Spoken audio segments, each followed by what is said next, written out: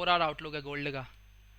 Market में ये big candle आई, तो मार्केट में जो रिटेलर ट्रेडर होंगे उनकी साइकोलॉजी ऑफ माइंड क्या होगा उस टाइम कि भाई मार्केट गिर रहा है, मार्केट उठ सकता है तो अपने बाय करेंगे। हर एक पीओआई पे उनके हिसाब से वो बाय करेंगे, वो सपोर्ट रेजिस्टेंस देख के बाय करेंगे, वो कोई उनका चार्ट पैटर्न देख के बाय करेंगे। तो वैसे ही यहाँ पे एक साइकोलॉजी बताता हूँ आपके रिटेलर ट्रेडर की क्या साइकोलॉजी होगी।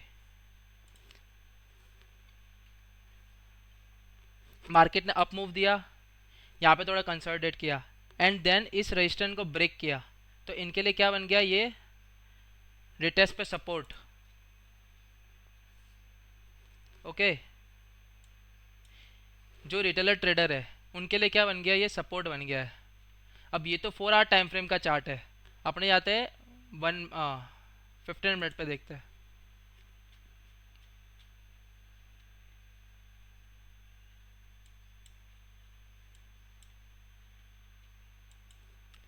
15 मिनट के आप ये वाली कैंडल देख रहे हो, इसने इस सपोर्ट को टैप किया एंड एक रिजेक्शन प्ले की। तो अब रिटेलर ट्रेडर की माइंड ऑफ थिंकिंग क्या होती है कि भाई जैसी रिजेक्शन मिलती है डायरेक्ट एंटर कर दो। वो वेट नहीं करते, वो वेट नहीं करते, वो डायरेक्ट एंटर करते हैं। पर अपने आईसीटी के अकॉर्डिंग अपने वेट करते पहले कि भाई एक जगह की कहीं लिक्विडिटी स्विप होने दो। ओके, तो ये 4 आवर की कैंडल है। देखो वापस 4 आवर के चार्ट पे जाता हूँ।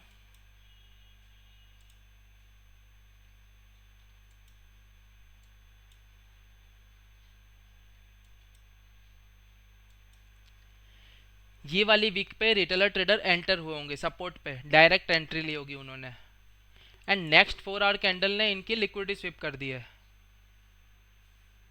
यहाँ के बायर्स को इसने निकाल दिया है। और मैंने आपको क्या बोला, जब तक रिटेलर ट्रेडर के स्टॉप लॉस हंट नहीं होगे मार्केट में मूवमेंट नहीं आएगी।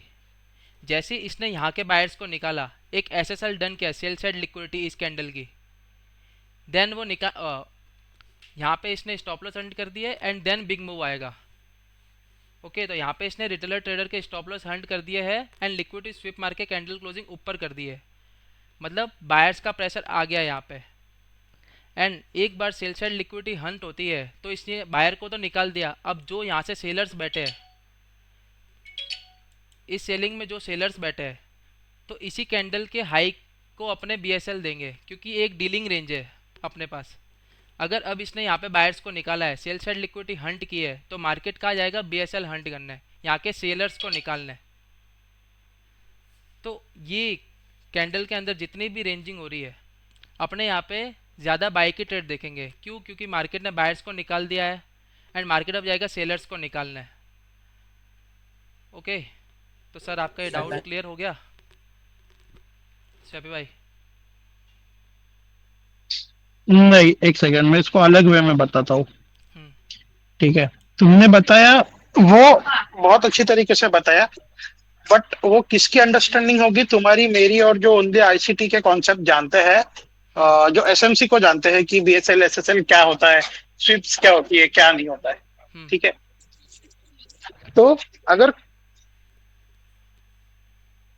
अगर कोई न्यू बंदा बंदी है हम्म। जिसको मालूम ही नहीं है कि जो तुम बोल रहे हो कि स्मार्ट मनी तुम्हारा क्यों ऐसे हंट करेगी, क्या करेगी, उसके रीजंस इन लोगों को नहीं पता है। तो इनको सबसे पहले साइकोलॉजिकली ये चीजें बतानी पड़ेगी कि क्यों ऐसे होता है। तो सब लोग पहले समझो कि तुम्हें जो दिखाया जा रहा है वो कुछ और है और एक्चुअल में कुछ और चीजें होती है।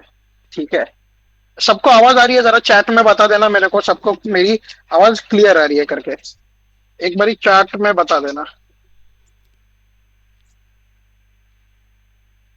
ठीक है, सबको क्लियर है। तो तुम्हें जो दिखाया जाता है, तुम्हें एज इन किसे, तुमको एंड मुझे, हम दोनों रिटेल ट्रेडर्स है। ठीक है, अपना तुम्हारे सिटी के भी बड़े से बड़ा अमीर इंसान भी एक रिटेल ट्रेडर है। ठीक है, अब HNI, banks and hedge funds, ये मार्केट को रन करते हैं। मार्केट के पार्टिसिपेंट वो लोग होते हैं। मार्केट में आप जैसे और मेरे जैसे रिटेलर्स होते हैं एंड हमारे कंपटीशन में हम किनसे कॉम्पीट कर रहे हैं, हम hedge fund, banks, institutions and HNIs, इनसे कॉम्पीट कर रहे हैं। ठीक है, तो आपको क्या लगता है फर्स्ट ऑफ ऑल कि जो बड़े प्लेयर्स है, मान लीजिए कि